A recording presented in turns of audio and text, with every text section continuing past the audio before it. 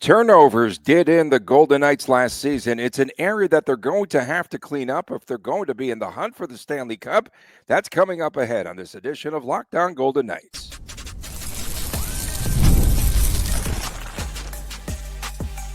You're Locked On Golden Knights, your daily podcast on the Vegas Golden Knights, part of the Locked On Podcast Network, your team every day. Hi again, everyone. From Las Vegas, Tony Cardasco and Chris Golick. Thanks for making us your first listen every day. Find us wherever you get your podcasts. Please subscribe to our Locked On Golden Knights YouTube channel. I am a longtime sportscaster, marketing consultant, and the host of the Saturday Sports Beat on Odyssey.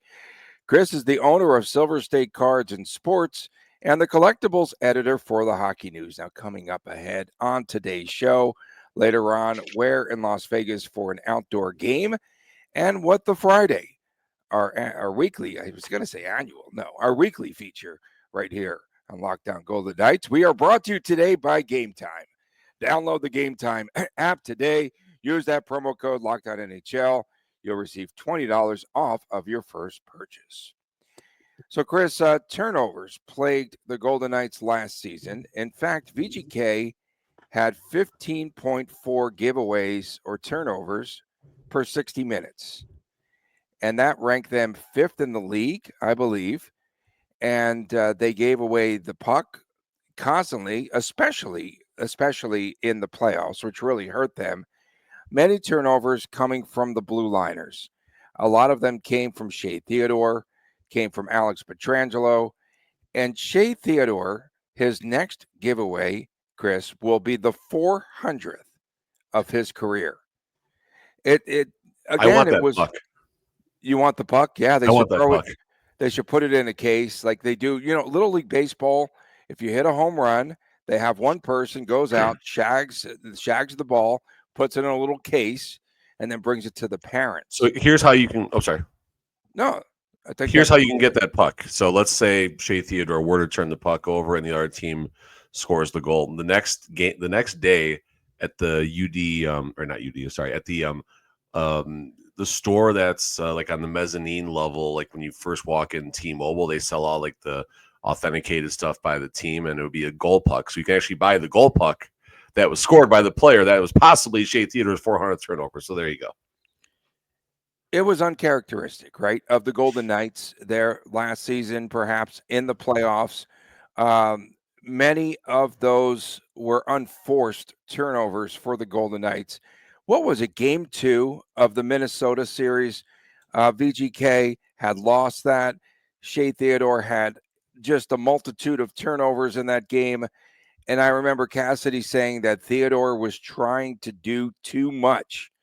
And you got to wonder what Bruce Cassidy is going to do to clean things up to prepare for this next season. We know the Golden Knights have to be harder on pucks, and that would be for starters. Yeah, so some stats that I pulled up, you can sort the stats a few different ways as far as at least on Money Puck where I got my stats.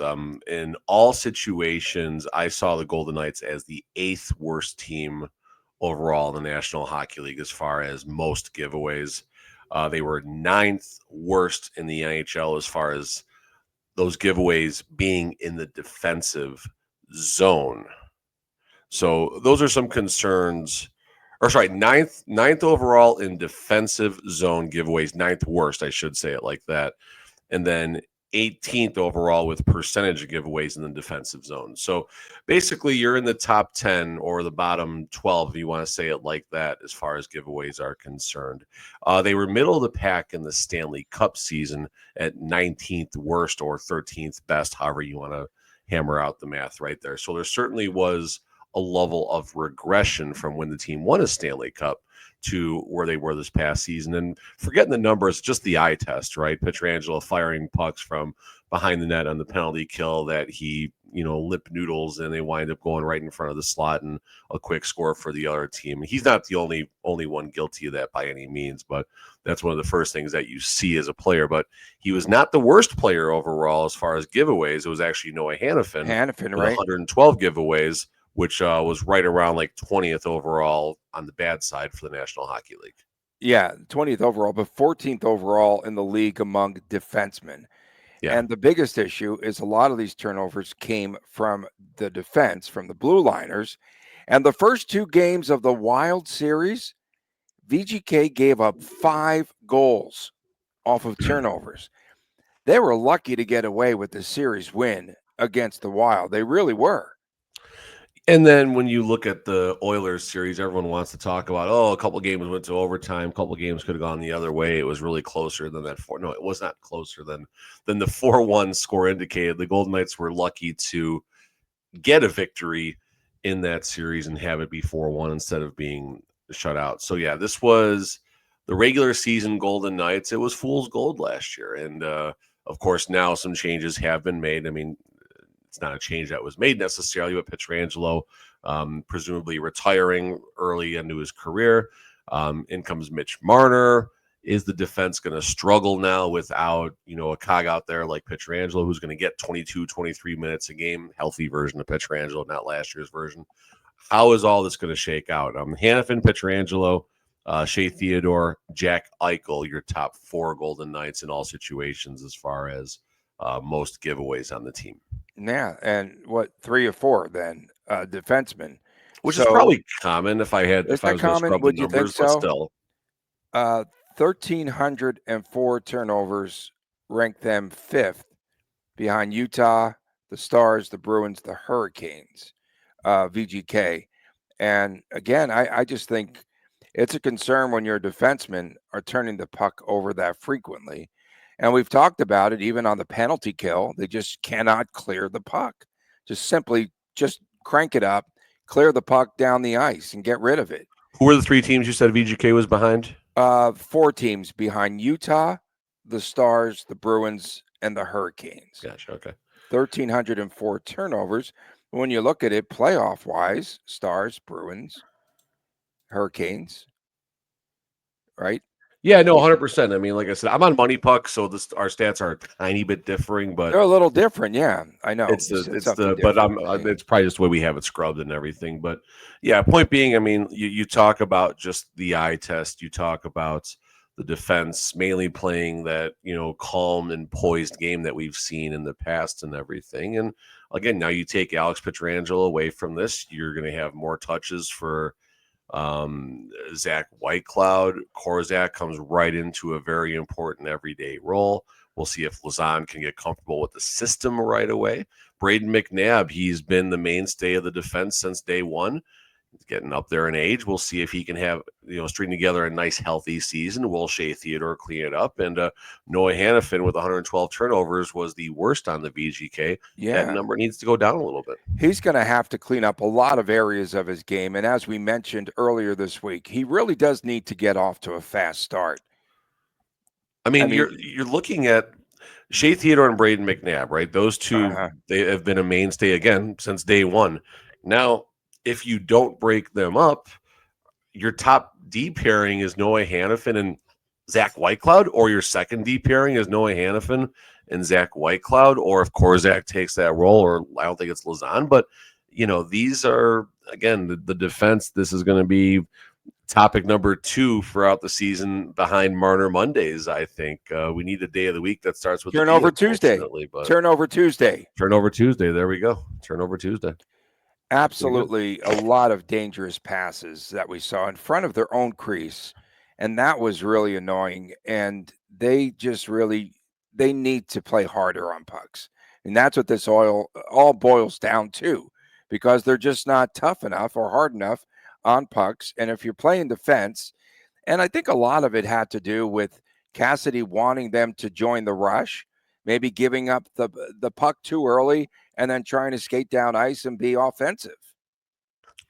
I mean, are they a skill team? Are they a finesse team? They're not a physical team, but and the margins of victory in the NHL, they're razor thin, right? They are razor thin, and that one bad pass could be the difference of the entire game. As cliche as it sounds, that's what the reality is. And This is a very important aspect of VGK's game that needs to be cleaned up. And we're not saying they can't be cleaning up or anything like that. They've shown they've been much better in the past. It's an imperfect team. We'll hear from Coach Cassidy, but it's something that the team, I think, can handle, but it's going to take a complete buy-in. Coming up next, where in Las Vegas should the Golden Knights play an outdoor game? We'll talk about that on this WTF edition of Locked On Golden Knights. We have all been there, logging on early, waiting forever for concert tickets to go on sale, only to lose your spot for a show that you've been dying to see. Live music should be about making memories, not dealing with the stress of ticket shopping, and that's where Gametime comes in. It makes it easier to get concert tickets, faster, easier than ever before. Prices actually drop as it gets closer to showtime, and you can save up to 60% off with their killer last-minute deals. If you're tired of endless scrolling trying to find the best deal, well, Gametime has zone deals for you, and it picks the best seats in the section for you. And with Gametime, the price you see is the price you get. It's the price that you pay. There are no hidden fees. Take the guesswork out of buying concert tickets today.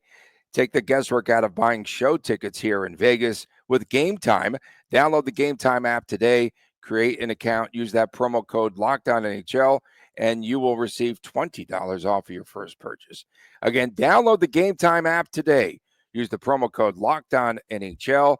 You'll receive $20 off of your purchase at Gametime. And make sure you download the Gametime app today. Welcome back on this WTF edition of Locked On Golden Knights. Tony Cardasco and Chris Golick from Las Vegas. We appreciate you making us your first listen each and every day. And if you haven't yet, please subscribe to our Locked On Golden Knights YouTube channel. So the Golden Knights, I think, are we both in agreement we should have an outdoor/indoor game here in Vegas? I say outdoor, well, they have the stadium series, okay? So logically, a game not in T-Mobile Arena, somewhere in Vegas. Somewhere else, right? A unique site somewhere here in Vegas.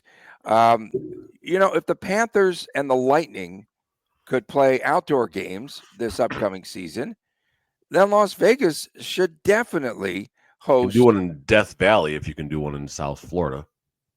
Yes, I think we should do that in July. Start the season early, one off. Absolutely. It'd be great. Ice might be the same. Never go back to Lake Tahoe, though. No. Remember the Lake Tahoe? That was cool. I thought it was great. No, remember the glare and the ice was melting and they had to come back and finish the game.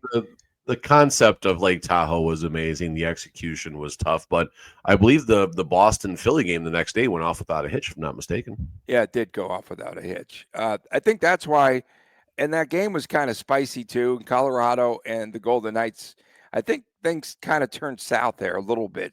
But somewhere after 11 p.m. local time when they finished the game. Yeah, exactly. I was told that there would be a game at Allegiant Stadium that one of my sources had told me and the trade-off was, okay, VGK would need to host the All-Star game, and then in return, the NHL would give them a game at Allegiant Stadium, but that never came to fruition for some reason. Well, the Raiders got something to do with that too, but there's more to that story. You think so?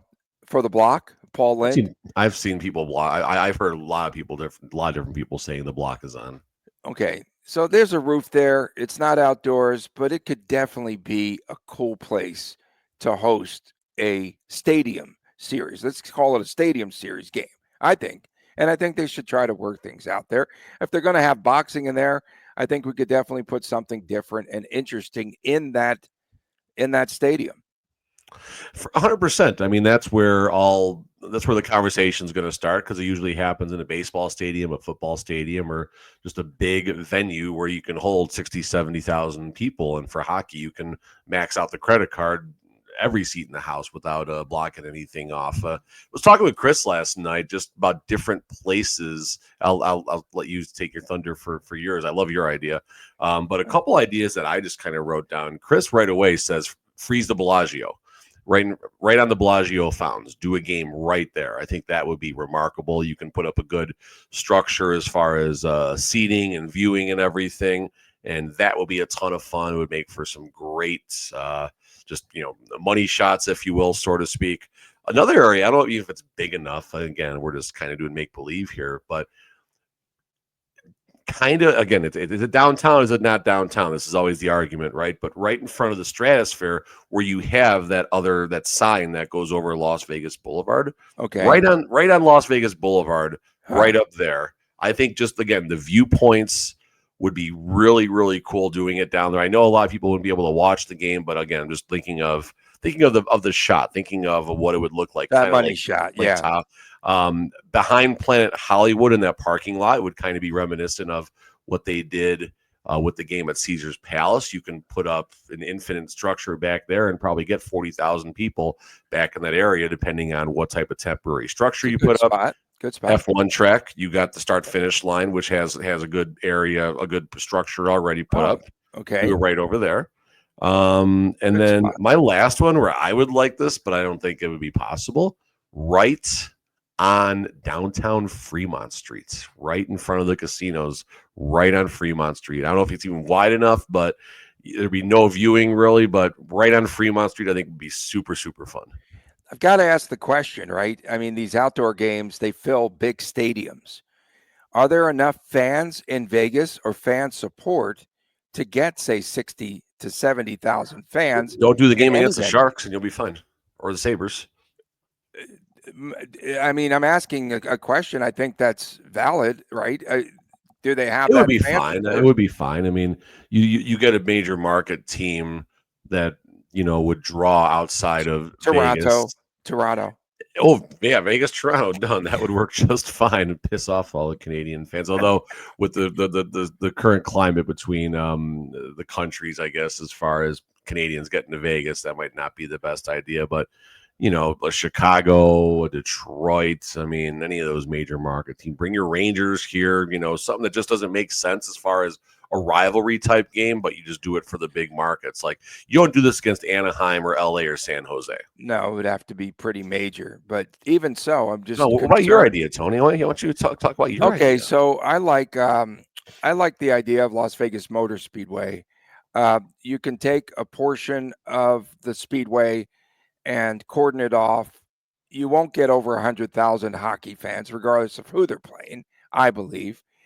Some were saying, because I put that out on the X the other day, some say the infield is too far away. I think they could work out some sort of, structure there. You don't go to an outdoor game expecting great sight lines. The infield is fine. You're you know what? You're grassy part. Right. The start. We're not talking like the neon garage area. We're talking that grass area right by inside the start finish line. Right. And then you can also put bleachers and what have you down Absolutely. there on the track, right? Out there on the track. If they can do things and manipulate things at the track. I bet you can get 50, 60K out there. It would only be good viewing for about 10 or 12,000 people. But again, you don't go to an outdoor game for the view. When they do it at Wrigley Field, it's terrible. But you're in Wrigley Field watching. I was there. Yeah, if they can do things there at the Speedway for EDC, same at then Seattle. I think they can change some things. Yeah, and so I was just watching a little bit of the baseball. They put baseball into Bristol Motor Speedway. Wasn't that like a massive failure? It was. There were hot dogs without buns, bro. Hot dogs, like what? I have no idea what they were happened. Now their gourmet food options by like the first inning or something like that. That was like nachos without cheese, and it was. And then the rain. They had a I thought this isn't WTF, Tony. Oh, sorry, but they hosted Major League Baseball there, and over 85,000 fans showed up, and some of them. Well, they put some behind this structure, some barn or something there, and they couldn't even see the field. But again, you need to be creative. And if anyone can pull off something like this, it is Las Vegas. It is. Oh, yeah. How about on top of a casino, on top of Planet Hollywood? I've been on the roof of Planet Hollywood. You can do it up there. You got room. Bellagio, by the way, that fountain's absolutely sacred because I tried to do. Did I tell this on the air? You told no, only off the air. Off the air. I tried when I was with Red Bull. I tried to get them to take the water out and do a massive skateboarding event in there. It's sacred and you can't do anything. Okay. But yet, Mark Stone could fire away pucks that went nowhere near the target. And then the athletic stadium. Maybe that's more conducive once it's built. 40,000 maybe you can get in there. It seats about If 32. it's built. Well, they can do it right now. Just put the rink in there now. Build the Build around it. Or do well, we'll Monster see Jam in in there with all the dirt piles 2025. that they're They'll just have a moving around. venue. They'll have some. I haven't looked at the dirt piles recently. I'm gonna look at the dirt piles, see what it looks like. There's right been now. progress. They moved a couple of piles. Good. That's good. Coming up next, our WTF take. Stay with us right here on Locked On Golden Knights. Welcome back on this edition of Locked On Golden Knights. Tony Cardasco and Chris Golick reporting from Las Vegas, and we appreciate you making us your first listen. We appreciate the fans that stay till the very end. And Shea Theodore's misses now. She would be upset because a lot of people do stay to the end here, so she wouldn't have to. Shea Theodore's wife is never going to live that down. We had so we did the WTF time, right? So we had our top 20 NHL wings by the NHL Network list yesterday, and I brought up the name Mark Stone, not on the list, but named yesterday in one of the polls on NHL Network as the best two-way player. The best two-way player to not make the top 20. So they're listening to the very end. WTF. So I thought that was the top 20. Honorable mention. Okay, you got a blue ribbon. Good job, Stone. But he was one of the better two-way players. And Alex Tuck was second. Seth Jarvis, who I thought should have been at the top, was number 3. I miss Alex Tuck. He was fun. Yeah, for sure. So WTF there. WTF, we've got arena football tonight. Good luck to the Vegas Nighthawks. Western Conference Final going on tonight at Lee's Family Forum. WTF. Get out there if you can. Yeah, no, that'd be pretty cool. Good on them to see if they can make a run, see if someone can win something at Lee's Family Forum. Yeah, that would be all right, so WTF, interesting to see how the Golden Knights are going to play things with the tourism situation in Vegas. And listen, the tourism, it's not, I don't think, as bad as anyone thinks it is necessarily, but I think all these websites are kind of parlaying on top of each other right now. But tourism, there's certainly a concern right now. And how are the Golden Knights going to make this, a trip to T-Mobile more appealing for a local? I saw someone, it's kind of a WTF. I guess I'll read it as a WTF, but it was, let's see here. Scotty064 is a local. I'll put this out there again on this channel. My wife and I used to go down to watch games outside in front of T-Mobile. And then we started getting charged $30 for parking. Used to go down park for free. A good chunk of fans outside. Not spend a lot of money, but at least you get to hang out. And now if you're going to eat at the expensive burger place out front, is the wording they used, get a beer and parking. It's become out of hand. The Strip has become greedy and pushed fans away, as seen during the playoffs against the Oilers, which is interesting because no one was out there compared to the Oilers. There were like 15, 20 of us outside. WTF, bad look for Vegas when Oiler fans are out there watching their games. I'm with them on that. WTF, wouldn't it be cool? So outside, do like these $2 beer nights outside, get some fans to come by. No, you don't like $2 beer nights never end well, especially in Vegas. Yeah. WTF, did you see this photo that put the Leaf fans into a tizzy this past week? Mitch Marner in a Golden Knights jersey? No. Well, Mitch Marner and Joe Thornton together. It got the fans like really fired up there. I think it might have been on Marner's Instagram. So WTF on that. I've got a WTF for you here. So coming up tonight, Akira Schmid, a goaltender on the roster for Team Kevin Fiala. They're playing, it's this charity game, and he's going to be playing for the ZSC Lions team. That's who they're playing against. Team Fiala loaded, though. Nico Hischier, Timo Meyer. Is this game local in the States, or is this Matt game? Zuccarello. Where's this game? No, this is going to be played in Zurich, Switzerland. Okay, so they don't know Schmidt isn't a very good goalie in Switzerland. Got it. Yeah, so this should be fun. I hope you think there might be a stream out there? It should be fun. I want to see him play. How many goals? What's the over/under? 12 and a hook, I say. I don't even. For the first period, that sounds about right. For the first period. WTF. WTF from at Skynet VGK. WTF. Who has the better season? Dasco's Jets, Gaulick's Bears, or the Raiders? I could tell you who I think. God. I think the Raiders. I think the Raiders will. Did you watch them last night? They were inspired. They had a fun time to play for Did I watch? tie. Okay, two things you don't hear me answer yes to. One, did I watch preseason football? Two, did I watch the Raiders? And when you cross the streams, the answer is the same. WTF, Yoda Jenkins. With Lazan and Vegas, take the over. Take the over on nacho sales. Nacho sales? To put people into the stands. Oh, okay, the, good. The nachos, good. Okay, that good. angle. You didn't like that?